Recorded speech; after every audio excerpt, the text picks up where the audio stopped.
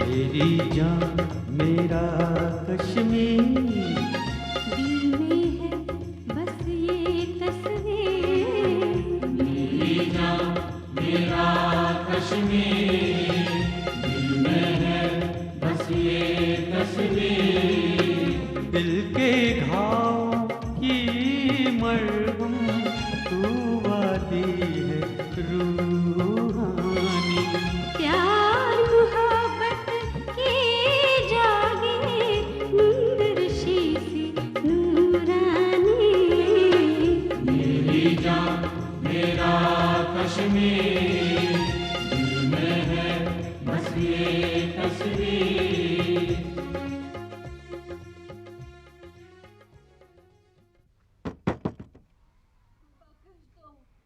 खुदाया बख्श दो, यहाँ कोई नहीं है। देखो, हर घर की तलाशी ली जा रही है। हो सकता है तुम्हारी भी वो जान के दुश्मन हो जाए। मैंने कहा ना, हमने किसी को नहीं छुपाया, किसी को नहीं। देखिए, हम आपकी हिफाजत के लिए आए हैं। बस एक बार मिल लीजिए, मैं वादा करती हूँ बिना वजह आपको कोई परेशानी नहीं होगी।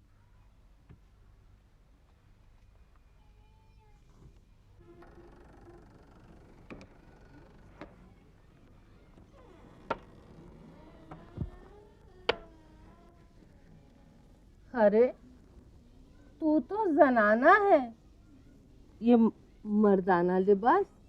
वर्दी है, मगर इसी के साथ साथ मैंने तालीम और हिम्मत भी पाई है।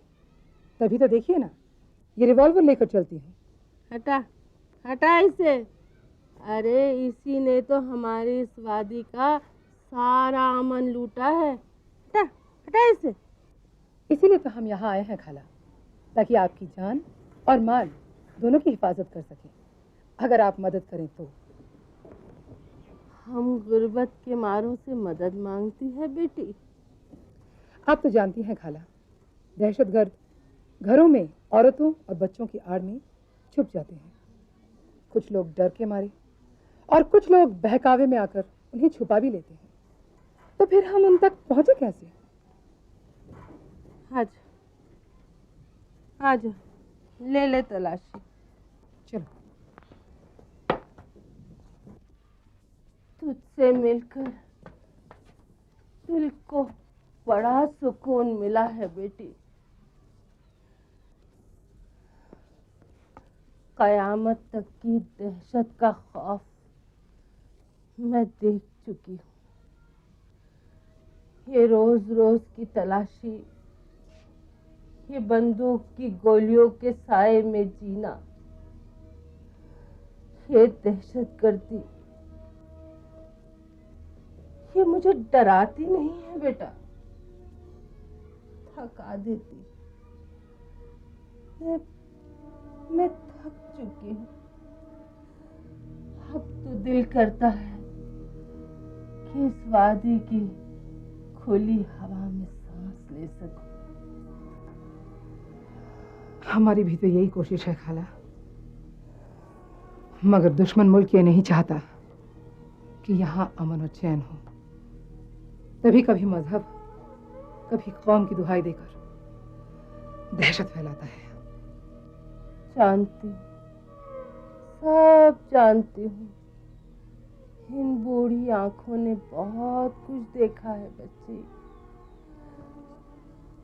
वो जमाना भी याद है मुझे, जब ये कव्वाली आए थे। हाँ, बहुत खून खराबा, बहुत मार काट की थी। मैं उन दिनों में बारामूला में थी। वो शौकत है ना, शौकत, मेरा फर्जंद, वो पेट में था। हाँ, खुदा खुदा, क्या दिन थे वो। और वो लोग, वो तो हमारी ही कौम के थे, हमारी ही जुबान बोलते थे बेटा। लेकिन उन्होंने भी तौबा तौबा।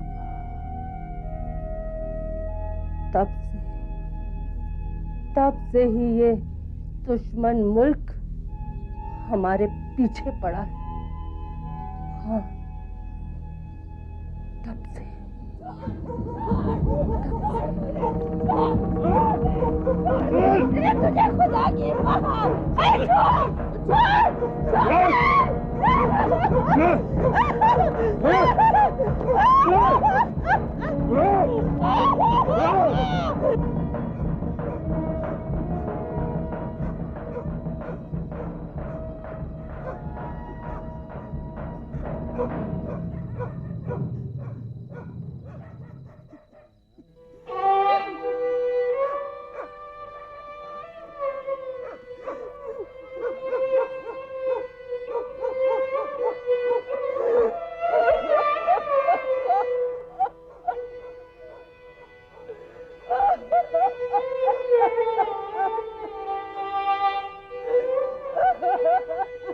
आपका दुख हर कश्मीरी का दुख है खाला, मगर आप बेफिक्र रहिए। बहुत जल्द इस काली रात का एक सुर्ख सवेरा होगा। खुदा तेरी ज़बान मुबारक करे बेटा।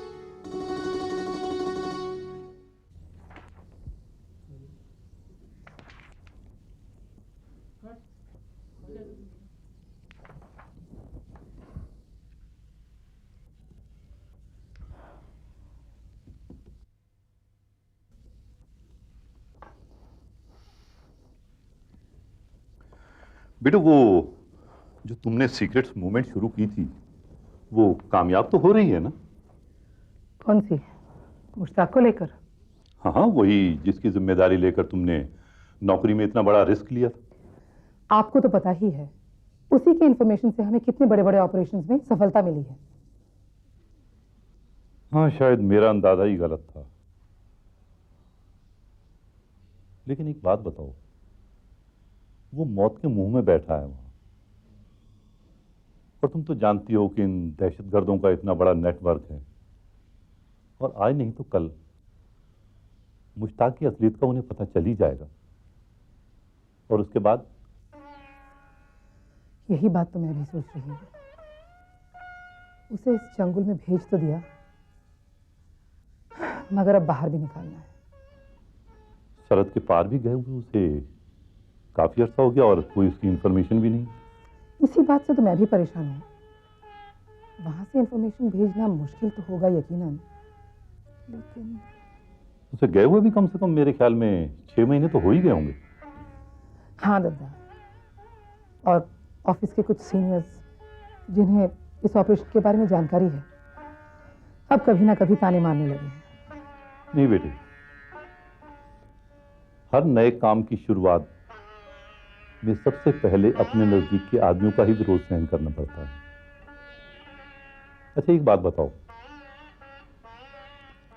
अगर वो वहां से सही सलामत वापस लौट भी आया तो क्या तुम्हें यकीन है कि वो वही करेगा जिसकी ट्रेनिंग लेकर वहां से वो आ रहा है?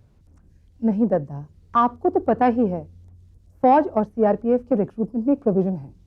कोई भी नौजवान पढ़ा लिखा आतंकवादी यदि आत्मसमर्पण कर दे या पकड़ा जाए तो फौज में उसे सरकार के रिहैबिलिटेशन पॉलिसी के तहत भर्ती कर लिया जा सकता है। हाँ, ये तो मैं जानता हूं कि सरकार भटके हुए आदमियों को राह पर लाती है। कमांडर डोगरा से कह के उसे सीआरपीएफ में भर्ती करवा दूंगी। आखिर है तो वो सूडो टेररिस्ट ही। मैं भी यही कहने वाला था।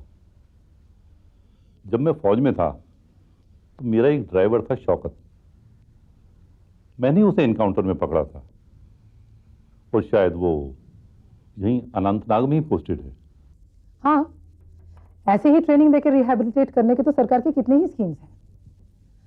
मुश्ताक के लिए भी मैं ऐसा ही कुछ करूंगी। बेटी ये क्या हुआ? ये तुम्हारे पैर में क्या हुआ? कुछ नहीं दादा।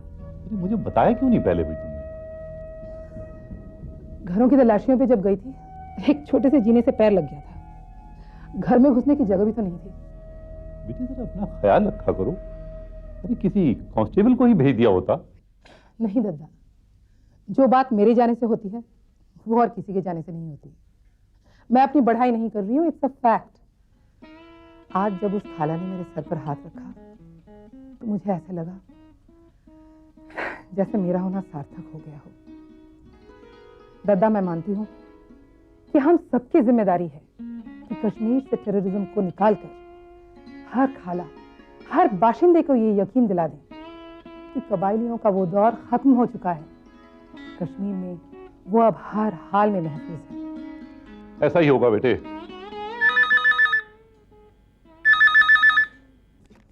हेलो, हाँ बोलो बोलो। ठीक है, हाँ ठीक है, मैं पहुंचती हूँ, तुम तैयारी रखना। हाँ, जितने गनमैन हैं बैरक्स में सबको ले लेना साथ। क्या हुआ बेटी? ये इतनी रात गए तुम कहाँ जा रही हो? दादा, इंटेलिजेंस से इंफॉर्मेशन मिली है। पाकिस्तान में ट्रेंड कुछ टेररिस्ट गिलगित के रास्ते हमारे इलाके आए हैं। किसी बहुत बड़े डिस्ट्रक्शन का प्लान है, मुझे जाना होगा। ठीक है बेटे, तुम अपना ख्याल रखना।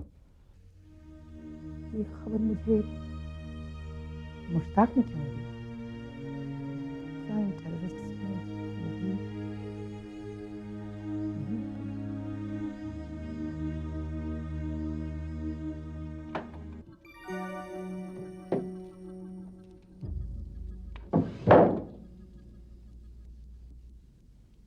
रोल हो तो हंसी भी आएगी।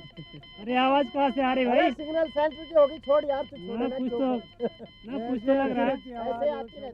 हाँ भाई, संतरी देखना परवीन।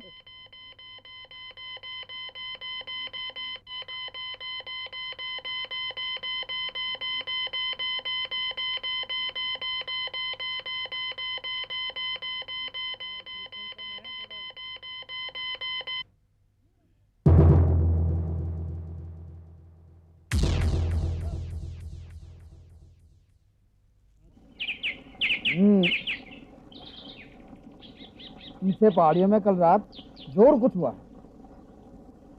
भाईजान, अखबार में तो ऐसा कुछ दिया नहीं है। हाँ, रेडियो पे खबर जरूर सुनी थी।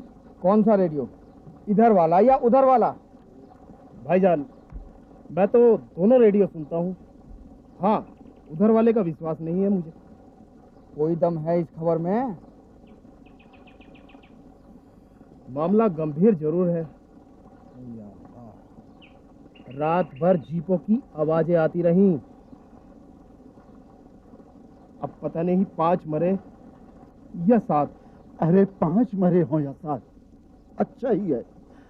मैं तो कहता हूँ या तो सब पकड़े गए हो या फिर मारे गए हो। अल्लाह बोल, अल्लाह अल्लाह बोल। क्या हुआ? अरे मुड़ के मत देखना, पता नहीं कौन सी तंजीम का आदमी है। खैर मनानी है तो अल्लाह बोलो। अल्लाह। ये मुंज क्या भाव दे रहे हो?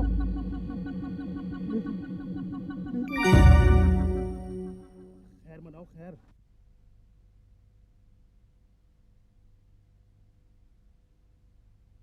नमस्कार, आप सभी का आज के स्पेशल प्रेस ब्रीफिंग में स्वागत है। आप सभी जर्नलिस्ट्स को आज यहाँ इसलिए बुलाया गया है कि आप आतंकवाद की सही तस्वीर और विदेशी मुल्क की असलियत को जान लें।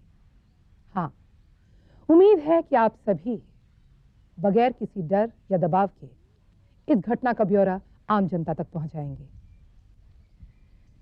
यह है आशिक, एक गुमराह युवक जो आतंकवाद और विदेशी मुल्क के दबाव के बीच में से गुजरा है। अब इसी से सुनिए इस पर क्या बीती। आशिक, बताओ इन्हें जो तुमने मुझे बताया है। मेरा नाम आशिक हुसैन जहू है। मैंने ग्रेजुएशन तक तालीम पाई है और सभी सियासी फलसफों को भी पढ़ा है। फिर बंदूक क्यों उठाई? कश्मीर को लेकर मैंने भी एक सपना देखा था, जहां गुर्बत नहीं, मुफलिसी नहीं, बेरोजगारी नहीं, जहां सबको बराबरी का हक मिले, हमारी कश्मीरियत कायम रहे। इसके लिए किसी पॉलिटिकल पार्टी से टिकट लेकर चुनाव लड़ना था, बंदूक से क्या ताल्लुक? यही गलतफहमी तो मुझे भी थी, गलत सोचता था मैं। इस तंजीम में कैसे शामिल हुए? इसके चीफ कौन थे? देखिए देखिए, एक मिनट। इसका परिवार अभी भी यहीं कश्मीर में है, उनकी जान को खतरा है। आप लोग प्लीज ऐसे प्रश्न न पूछें। वैसे भी ये सवाल पुलिस इंटरोगेशन में है। ट्रेनिंग के लिए कहाँ गए थे और कितने लोग थे? हम 6 कश्मीरी लोग थे, 2 अफगानी पठान थे और एक सूडान से था। पहले हमें रावलपिंडी ले जाया गया, वहां पर कुछ हिदायतें दी गई। वहां तक कैसे गए? गिलगित के रास्ते पैदल गए थे, बहुत मुश्किलें हुई। 13 दिन पैदल चले, रास्ते भर राशन की किल्लत रही। एक बार तो मैंने तंग आकर घास तक खाई। लेकिन सुना था ऐशी के लिए बहुत सामान मिलता है। मिलता होगा, मुझे नहीं पता। मुझे तो पहनने के लिए जूते भी नहीं मिले। बस भागते रहो, कड़कड़ाती सर्दी और ISI का डर। रावलपिंडी से कहाँ गए थे?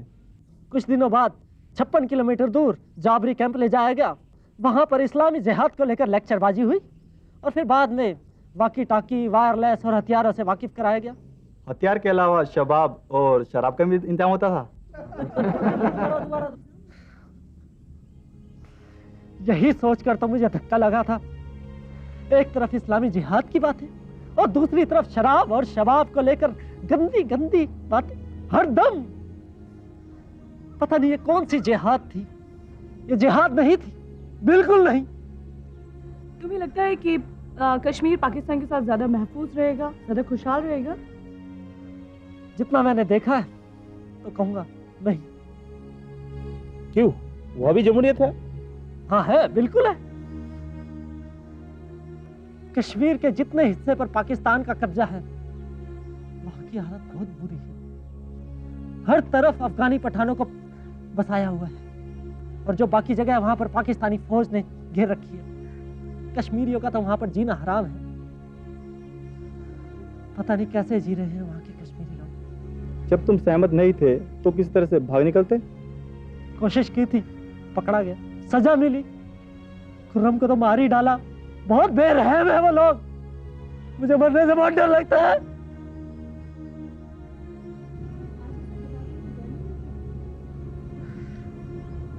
डरना तो तब था, अब क्या? अब तो मरना है। यहाँ नहीं तो वहाँ। कहीं तुम जानबूझकर तो नहीं पकड़े गए? बाकी लोग कौन कौन थे? यहाँ आकर क्या करने की योजना थी तुम्हारी? देखिए, मेरे ख्याल से जितने सवाल आप पूछ चुके हैं काफी है। ये अभी कुछ परेशान भी है, इन बातों से ऐसी पीड़ा होती है।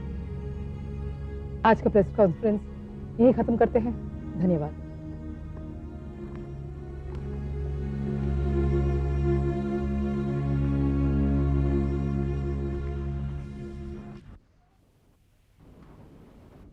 अरे पुनीत बेटा, आओ आओ आओ। Good morning uncle.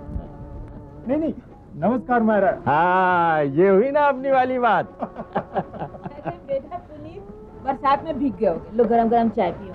आंटी मैंने अभी अभी पी है। अरे क्या हुआ, अब कहवा आजम करने की तो आदत रही नहीं होगी। चाय पियो। अच्छा ये बताओ, मकान का क्या हुआ? कोई खरीदार मिला कि नहीं मिला? अरे हाँ, कोई सौदा फटा। भाई रुपया होता तो मैं ही खरीद लेता, पर क्या करूं। लो जी, अब जिनका मकान है जो वही बेच रहे हैं तो हम क्यों खरीद लें? नहीं आंटी, जिनका मकान है अब वो भी नहीं बेच रहे हैं। क्या? हाँ अंकल, अब की बार मैंने कश्मीर के हालात को बहुत नजदीक से देखा है। हमारे जैसे नौजवानों की तो यहाँ जरूरत है। अब मैं यहीं रहकर कुछ बिजनेस प्लान कर रहा हूँ। वाह बेटा, मुझे तुम पर नाज है। यही रेडियो कश्मीर है। अब आप तारिक शाह से खबरें सुनिए। बाखबर जराये के मुताबिक वादी के कुपवाड़ा जिले के मंजगाम गांव में कल शाम देर तक पाकिस्तान से दरअंदाजी करने वाले मिलिटेंटों और पुलिस के दरमियान गोलीबारी होती रही। खबरों के मुताबिक दरअंदाजी करने वाले 5 मिलिटेंट थे जो सरहद पार से तरबियत लेकर कश्मीर और दिल्ली में दहशतगर्दी की सरगर्मियां करने वाले थे। पुलिस की मुस्तैदी से इनमें से 2 मिलिटेंट मारे गए, 1 गिरफ्तार किया गया और बाकी 2 दहशतगर्द अभी फरार है, जिनकी तलाश जारी है। इसी दौरान वादी में गुज़श्ता 24 घंटों के दौरान 25 मिलिटेंट गिरफ्तार किए गए और 6 ने सरेंडर कर लिया है। मैडम, एक पर्दानशी औरत आपसे मिलने की जिद कर रही है। पर्दानशी औरत? भेज दो उसे।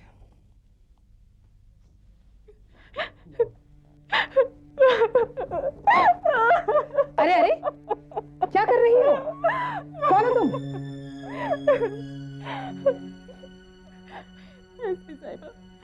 नजमा हूँ, यही पास ही रहती हूँ।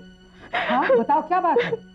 मैं जानती हूँ वो जिंदा नहीं बचेगा, और बच भी गया तो आप लोग भी उसे नहीं छोड़ेंगे। लेकिन बस एक ही दरख्वास्त है कि एक बार मुझे उससे मिल लेने दीजिएगा। मैंने सुना है कुछ लोग पाकिस्तान से लौटे हैं। किसकी बात कर रही हो? जरा खुलासा कर बताओ। यहाँ डरने की कोई बात नहीं है। मैं डर भी नहीं रही हूँ एसपी साहिबा, लेकिन बस एक बार मरने से पहले मुझे उससे मिला दीजिएगा। मैंने किसे पकड़ा है? कौन है? कहीं तुम आशिक की बात तो नहीं कर रही हो? तो इसका मतलब वो मुश्ताक नहीं है? मुश्ताक?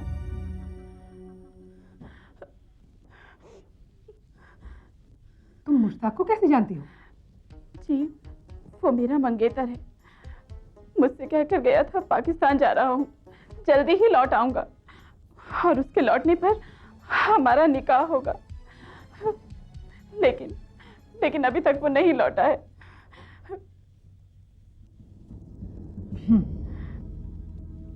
देखो नजमा, 5 लोग थे।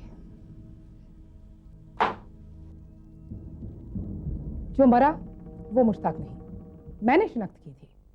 जो पकड़ा गया वो भी मुश्ताक नहीं। जो भाग गए उनका असली नाम का तो पता नहीं चलेगा। ये लोग अक्सर अपना असली नाम छुपा लेते हैं। यानी वो जहां भी है जिंदा है? हाँ, और उसका इंतजार तो मैं भी कर रही हूँ। आप? एसपी साहिबा, मैं जानती हूँ कि वो एक गलत राह का मुसाफिर है। मैंने भी उसे बहुत समझाया था।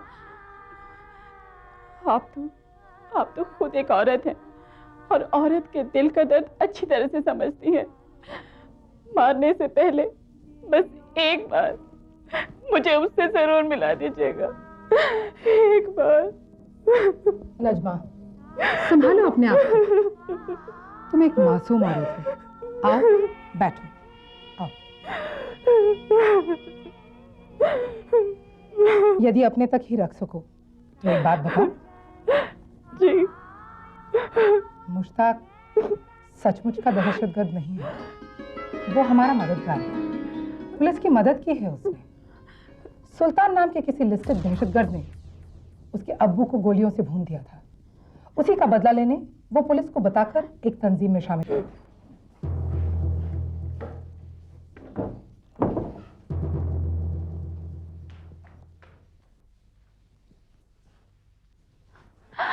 मुश्ताक, तुम तो आने से पहले इत्तला तो करते।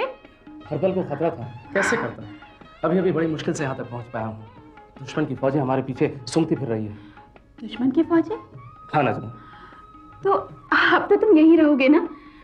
मुझे तुम्हारी नेक नीयत पर पूरा यकीन है। नहीं नजमा, बहुत अरसे तक नेक नियत रहकर हम देख लिया कश्मीरियों ने। क्या मिला? अपने ही वतन में हम पराये हो गए। ऐसे में सरहद पार वाले मुल्कों ने हमारी मदद की।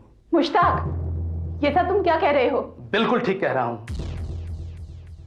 सरहद पार वाले ने बताया कि जिंदगी क्या होती है, जिंदगी के ऐशो आराम क्या होती है। गलती से जो रास्ता मैंने अख्तियार किया था अब वो बिल्कुल सही लगने लगा है। तुम्हारे अब्बू और मैं इस जंग के 2 जिहादी हैं, कुछ भी कर सकने वाले मुजाहिद। या अल्लाह। और जानती हो, पहले मैं पुलिस का मुखबिर बना था ये सोचकर कि मुजाहिदीनों तक पहुंचने का रास्ता और पुलिस से बचने के लिए यही एक महफूज रास्ता है। मुजाहिद यानी कि मेरे अब्बा? हाँ, अब वो मेरे हमसफर हैं। इसका मतलब मेरे अब्बा तक पहुंचने के लिए तुमने मेरा इस्तेमाल किया? नहीं नजमा, मैं तुमसे सचमुच मोहब्बत करने लगा था। झूठ। तुम और मोहब्बत, तुम और अब्बा वतन के दुश्मन हो। तुम दोनों के लिए ही मोहब्बत सिर्फ एक तिजारत है, इसके अलावा कुछ भी नहीं। मुश्ताक, तुम यहाँ से चले जाओ।